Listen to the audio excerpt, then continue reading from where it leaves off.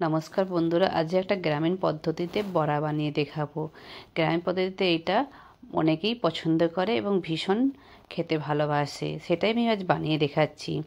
এখানে আমি 3টে সিমলা মির্চা নিয়ে নিয়েছি ছোটো ছোটো, আর নিয়ে নিয়েছি 3টে আলু, একটা পেঁয়াজ, 4টে কাঁচা লঙ্কা আর কিছু মটরশুঁটি। সবগুলো কেটে ফেললাম, কিন্তু লঙ্কাগুলো আমি গোল গোল বানিয়ে নিয়েছি, গোল গোল বানিয়ে কেটে নিলাম। আর 3 চামচ বেসন নিয়ে নিলাম, আর নিলাম হলদি গুঁড়ো, লঙ্কা গুঁড়ো আর নমক পরিমাণ মতন, আর একটু কালো জিরে দিলাম, আর দিয়ে দিলাম অল্প খাবার সোডা। এটা দেখানো হলো না। আর অল্প করে করে জল দেবো, জল দিয়ে একটা বাটার বানিয়ে নেব। অল্প অল্প দেবেন, একবারে জল দেবেন না, অল্পরে জলটা বেশি দিয়ে দিলে পাতলা হয়ে যেতে পারে। অল্প অল্প পরিমাণে দেবেন, দিয়ে এইভাবে ডাবতে থাকবেন। আর এই বাটারটা খুবই মসৃণ বানবে, আর বাটারটা এইভাবে ডাবলে খুব পাতলা না আর খুব গাঢ় না বা টাইট না, এইভাবে বানিয়ে নেবেন। এদিকে আমি আলু আর মটরটাকে আমি সিদ্ধ করতে দিয়ে দিলাম। আলু মটরটা সিদ্ধ হয়ে গেছে, সেটা আমি গ্লাসে করে, গ্রামীণ পদ্ধতি এইভাবেই মাখানো হয়, আমি এইভাবে মাখিয়ে নিচ্ছি। আপনারা চাইলে মিক্সারেও পিষে নিতে পারেন। এইভাবে আমি আর ভালোভাবে এটা মাখিয়ে নেব, একদম একদম মোলায়েমভাবে মাখিয়ে নেবেন আলু আর মটরটা। সিদ্ধ হয়ে গেলে খুবই ভালোভাবে মাখানো হয়ে যায়, আর খুবই মোলায়েমভাবে মাখানো হয়ে যায়। এইভাবে মাখিয়ে নিন। না, এতে আমি কিছু পরিমাণ মশলারে সব দেবো, সেগুলো দেখে নিন। এতে পরিমাণ মতো নমক দিয়ে দিলাম, জোয়ান জিরে দিয়ে দিলাম, আর দিয়ে দিলাম আমচুর পাউডার, ধনে গুঁড়ো আর গরম মশলা গুঁড়ো। আমি একসাথে সব মিক্স করে রেখেছিলাম। আর তেলটা একটু বেশি পরিমাণে, 1 চামচের জায়গায় আমি 2 চামচ তেল দেব। আর দিয়ে দেব কুচিয়ে রাখা পেঁয়াজ আর কুচিয়ে রাখা কাঁচা লঙ্কা।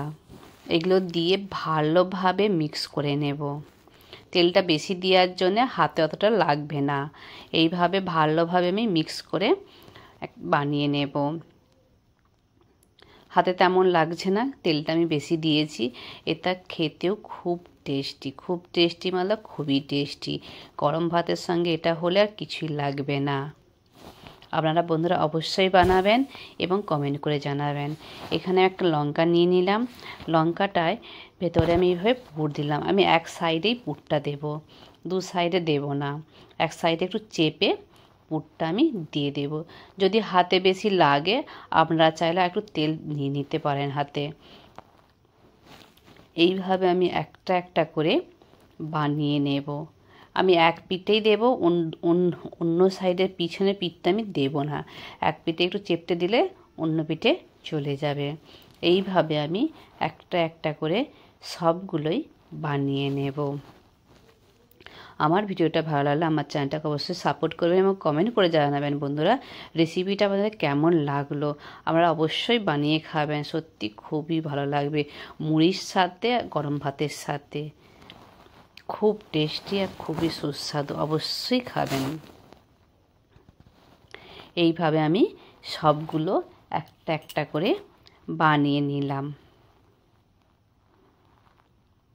এদিকে চলে যাচ্ছে এবারে রান্নাঘরে আমি পাত্রটা গরম করতে দিয়ে দিলাম এবং গরম হয়ে আসছে, তো তেল দিয়ে সর্ষের তেলে ভাজবো। এটা সর্ষের তেলে ভাজলে, ভাজাটা করলে টেস্টটা দুগুণা বেড়ে যায়।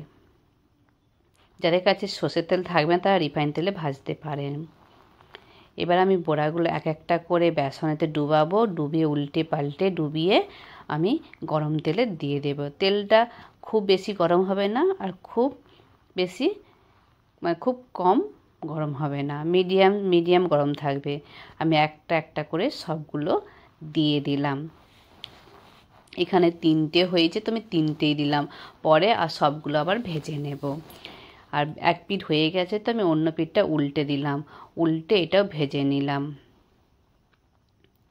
আর উল্টে পাল্টেই এটা ভেজে মুচমুচে করে ভেজে নিতে হবে। উল্টে পাল্টে এইভাবে আপনারা ভেজে নেবেন। আর দেখুন কালারটা আসছে লাল লাল কালারে। তো এবার আমরা বেশ মুচমুচে হয়ে গেছে, আপনারা তুলে নেবেন। আমি এটা তুলে নিলাম। আপনারা যখন করবেন এইভাবেই বানাবেন। আবার কিছু আমি আরও বানিয়ে ফেললাম। এবার আমি পরিবেশন করে দেখাচ্ছি আপনাদের।